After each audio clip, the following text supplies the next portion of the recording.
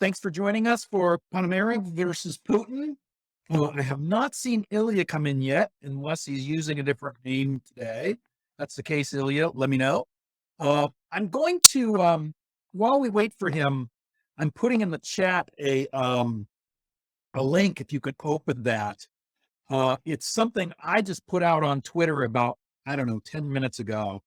It originates from Ilya's account. The original tweet is in Russian, and then I converted it into English. By the way, if you follow Ilya and others who are tweeting in Ukrainian or Russian on Twitter and on other social media, you may or may not know this, but for instance, with a tweet from Ilya, you can click on the tweet and you'll see it's not really a drop down, but you'll see suddenly appear a line of text from Google that says, translate this tweet, and you can put it into English. So as Ilya is going to tell us, I assume he's going to join us. I talked to him at 2:00 this morning, his time last night, and he said he would be here. We all know he sometimes gets caught up in another interview for February morning. But anyway, I'm going to start by talking about this tweet that we will want to find out more about from him. It says, the Coordinating Political Center started its work. Go ahead and click that link, by the way, if you're able to. The Coordinating Political Center started its work. In the next month, my task is to travel to a number of countries of the world to meet with representatives of different governments, tell them what these combat units are and what they do. I actually meant to put in front of myself and I didn't. This is basically, excuse me, three revolutionary armies, I'm going to say, for lack of better words, within Russia. So these are Russians forming military groups inside of Russia. Ilya's talked with us about this before. For instance, you remember a month or so ago, he talked about the group that blew up they used a drone to blow up the refinery. He talked last week about the group called the National Republican Army, which took responsibility for the assassination of Daria Dugina, the woman in Moscow whose car was blown up about 2 weeks ago. That's the National Republican Army. And in case you weren't here last week or you haven't been following this closely, after that group, the National Republican Army, blew up her car, they took responsibility for it and sent a manifesto to Ilya.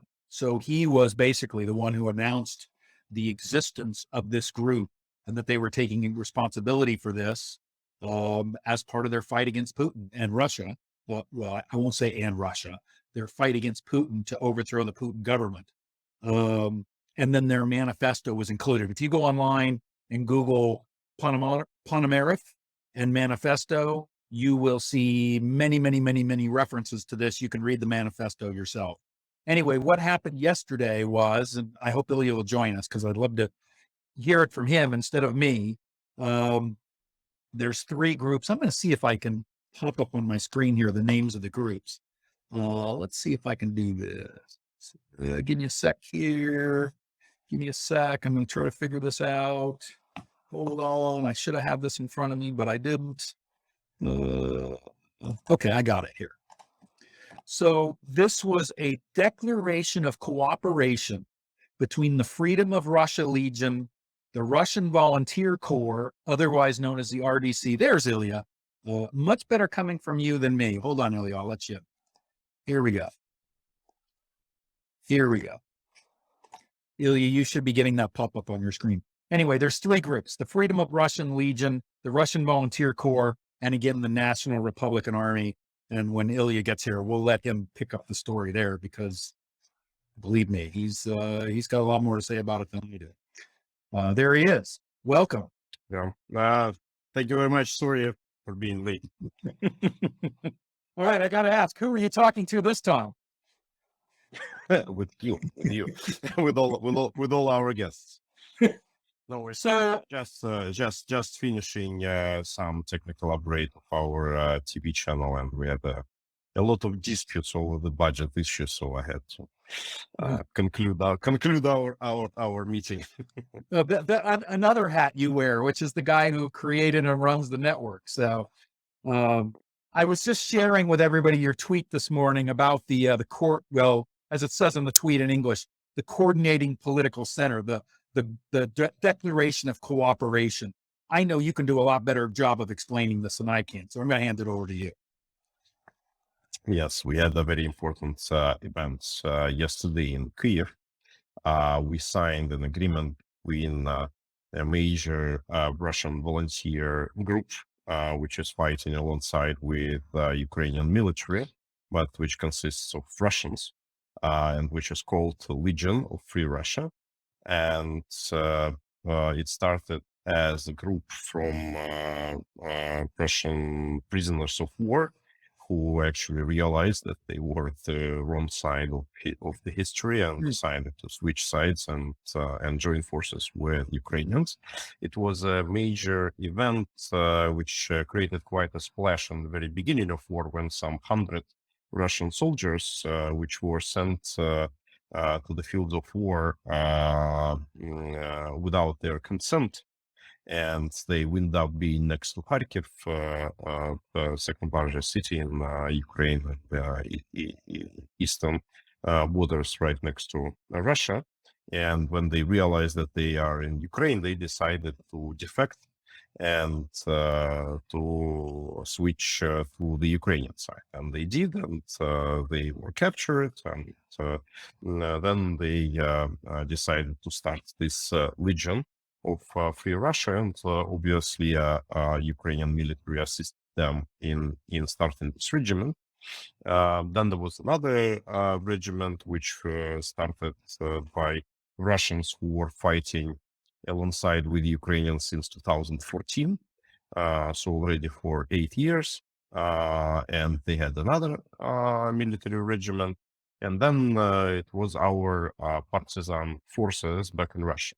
And after the attack on Dugin's family, which happened on the 20th of August, the representatives of this Legion of Free Russia, whom we know each other for quite a while already and were helping each other in the past, but they came to me and said, look, it's quite clear that this National Republican Army, this partisan group, needs some political representation, because otherwise it's not clear who they are, and there would be a lot of speculations in the media, and we need to represent ourselves in front of different governments, both Ukrainian government and other governments of the world, United States, Europe, and our objectives are the same. So let's create a kind of political center, which would be our joint representation office, so to say, which would be in charge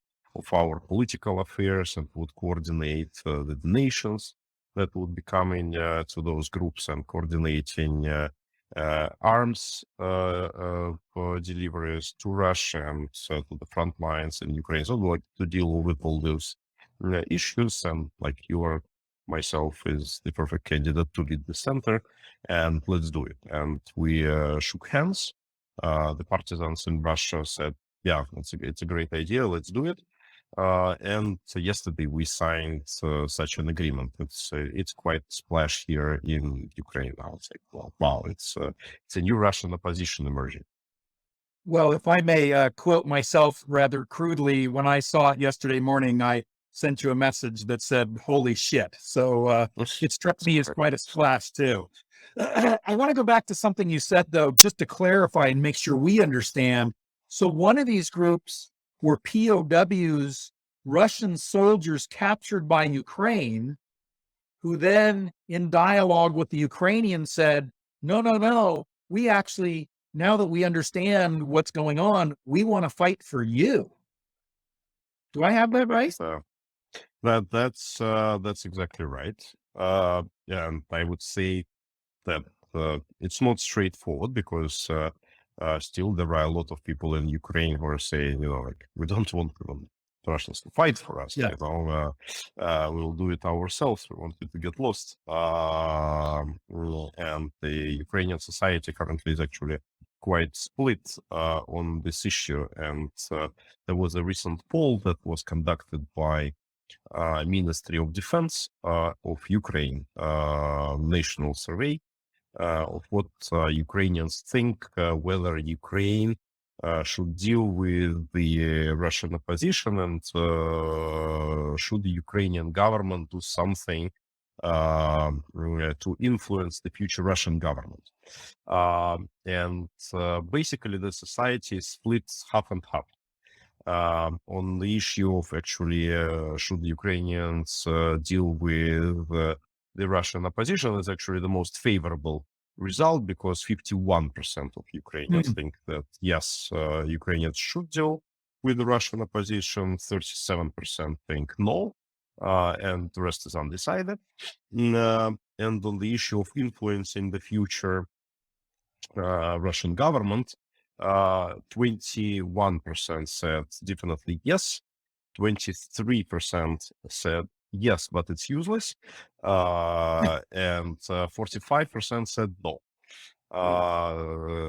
They should kill themselves. So basically it means, again, like half and half. So there is a certain controversy in the society, but obviously, when people saw that something is happening, well, that was a splash. So I'm going to ask you a question that might be awkward, but you are trusted inside of Ukraine, and you are also a Russian oppositionist. So do people do people feel differently about you, or is it just been a matter of you earning their trust over time? How is your relationship different? Well, my position in terms of public opinion is quite significantly better than others, because of my track record, and not just because of my voting against the annexation of Crimea, but also that I'm Ukrainian citizen. And for many Ukrainians, it's a certain certificate. But obviously for security forces is not enough. So before I was just simply allowed to do what I'm doing right now in Ukraine, obviously there were a lot of security checks, and actually answering mundane question about moles. Every person which comes to fight from Russia into Ukrainian army goes to lie detector and passes extensive security checks, and sometimes it's even several lie detectors. So it's like it's a serious, very serious testing procedure, very extensive. And the same thing for myself, and even several countries were doing this procedure on me, to make sure that I'm not an FSB or GRU mole. So obviously these concerns are being taken very, very seriously. One of the things that I've noticed in social media that I've really I notice it, and I wonder how I would feel in the same circumstances. A lot of Ukrainians say, we'll never forgive the Russians. And it kind of feeds into what you were talking about with these surveys. And you know the Ukrainians intimately. You've been living there a long time. You really understand the psyche of the Ukrainian people. Do you think that at some point more Ukrainians will begin to understand that, given a collaborative, constructive relationship with Russia, it's in their best interest to be forgiving about what's happening now? Obviously, that would influence, for sure. But I think what should speak is, there should be deeds, not words. And when people are really fighting and spilling their blood as a field of war, that's very convincing. Yes. And right now in those military regiments already there are people who perished, and there are people who were wounded during fights. So, they are not somewhere in the backyards of the campaign. They are in the very front lines, and I can tell you that initial assignment of all Russian units is to be in the most difficult parts of the battle. Ukrainian commanders, obviously, they want to test the resolve and see what those people worth. And it's fair. It's fair, and actually, those Russian soldiers, they are proud of it, that they can earn this trust. The most difficult thing probably at the moment is with these partisan groups in Russia, because I would say it's pretty hard to convince that they altogether exist. Because there are no verifiable sources. Russian security establishment obviously wants to pretend that it's all PR campaign, because if that would be real, they would be just punished by Putin, that they allowed partisan movement to happen. That's why for them it's way more comfortable to say that it's Ukrainian security forces rather than admitting that there are some Russian partisans. And ironically, they are here very much aligned with the Russian liberal opposition, which is also saying that those groups do not exist, that it's a product of Ilya Ponomarev's fantasies, because if they are real, then they are facing a very difficult choice. They have to support it or they have to disapprove it. But if they are disapproving it, that means that they are disapproving Putin fighters. But if they are supporting it, that's kind of their leadership is questioned. And they have to make a completely new political alliance. And it's very threatening. It's very scary. Because they think, okay, if we getting allied with some partisans that are fighting back in Russia, we could be branded as international terrorists by foreign governments, and then we will be sent back home and we will get to prison. Or if foreign governments would actually recognize us as freedom fighters for actually undertaking the violent fight, then Putin may recognize us as freedom fighters at the end of the day, and he may send us some killers, which will assassinate us. That's scary. And they kind of between those fights, and my argument obviously is that Ukrainians are not afraid to fight, and you are currently inclined to sit back tight and wait until Ukrainians would liberate Russia, and then you would come and claim your rights to power, and that's not fair. So I think that it's our task, it's our mission, it's mission of Russians to liberate Russia. And we should put our effort and spill our blood and the blood of our enemies. It's our responsibility. It's our country whose citizen we are of, and that's what we should do. I know I end up saying this every week, but I think you should write a book about this. You did? Oh, you did. That's a fresh idea. That's a fresh idea. No, actually, I think that our book would also make quite a splash, and I think that the most important part of the book would be the character of the person who would be writing the foreword. I'm watching my email right now. So, yes, I have to say, for everyone.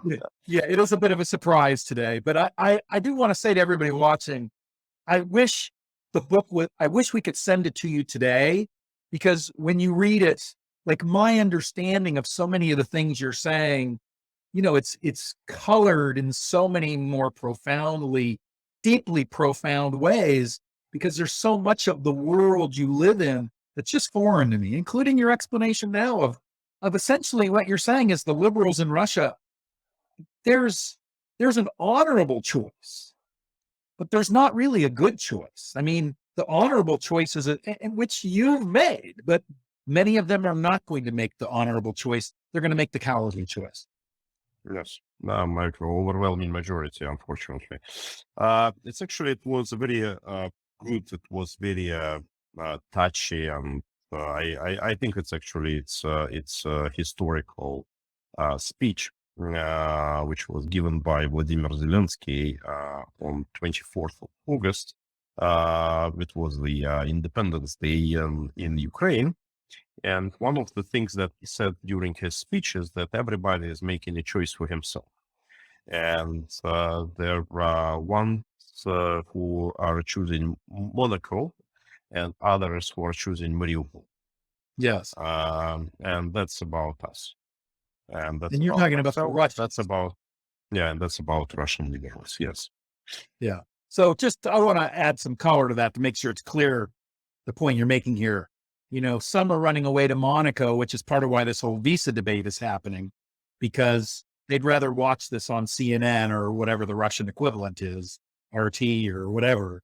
And others are fighting because they know what's right. So along these lines, do you want to talk about what's happening right now with I don't know if I'm going to say this right, but the Zaporizhzhia power plant? Zaporizhzhia. Yeah, thank you. What's happening there, if you know anything about additional risk as a result of the people lost, I'm blanking on what they're called, but the nuclear regulatory agency that's studying it. Is there any information you could share with us about that we may not already know? I don't know if I have much to share, which is not known. I would just share my personal view, because my first job was at the Institute of Nuclear Safety of Russian Academy of Sciences, Academy of Sciences of USSR at that time, currently Russian Academy of Sciences, which was the main research institute on the subject that was created after Chernobyl disaster. And I myself been several times in Chernobyl, so things about the safety of nuclear power plants are very familiar to myself. And I would say that it's highly, highly, highly unlikely that some nuclear accident may happen in relation to the nuclear power plant. It's highly unlikely. It should be not even a deliberate attack on the nuclear power plant, but it should be a series of very focused and concentrated attacks to make some bad things happen. At the same time, obviously, both sides are very much speculating on it. And the Zaporizhzhia nuclear power plant is the largest in Europe. It has 6 reactors.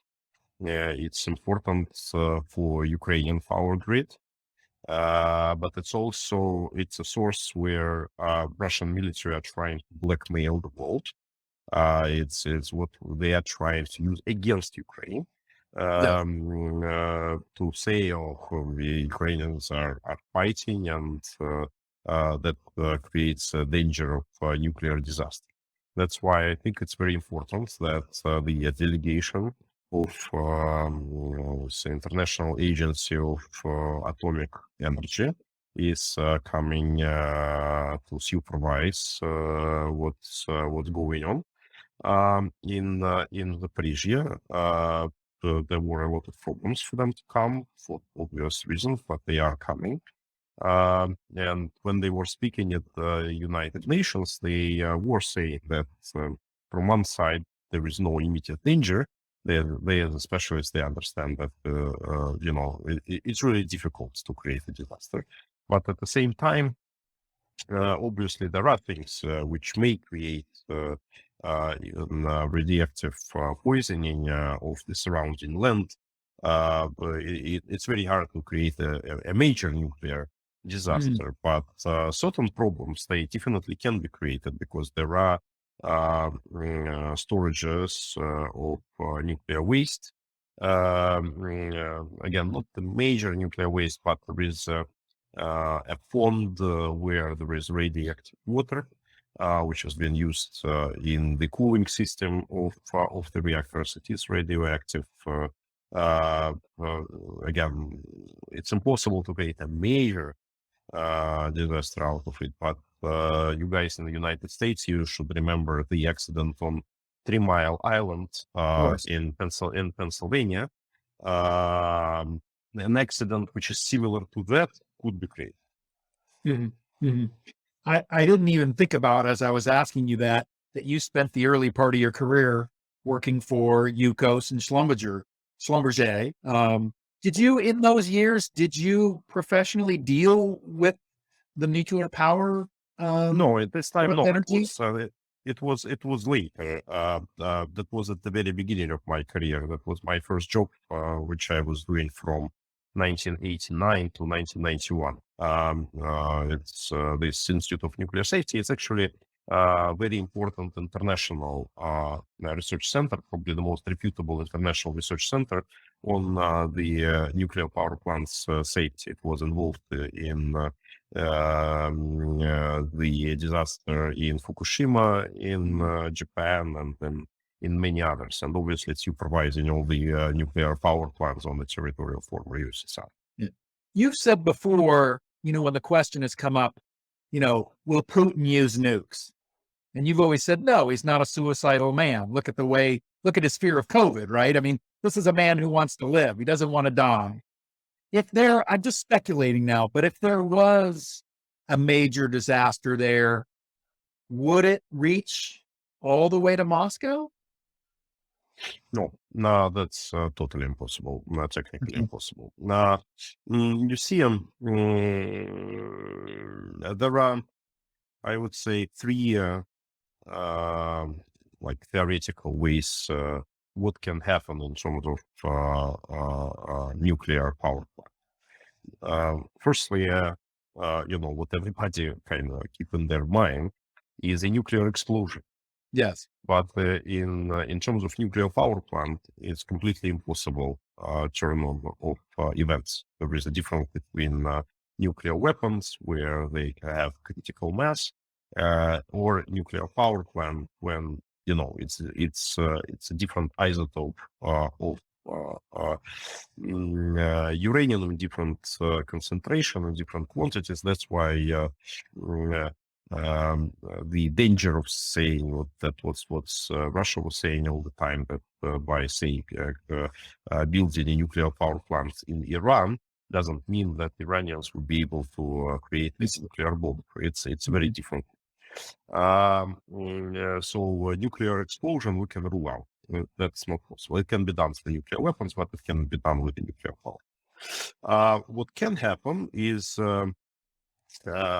just a regular explosion of, actually it's a steam explosion. That's what happened in Chernobyl.